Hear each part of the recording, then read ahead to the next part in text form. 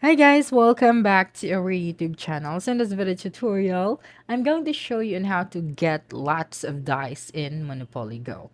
Okay, so the first thing that you will need to do is to close your Monopoly Go application and then head on to your web browser. Okay, and then you will then just have to type out monopolygo.org and then click on the start hack option. Then you will then just have to wait. Okay, so right after that, you can see that we detected monopoly on your mobile. You can read that right.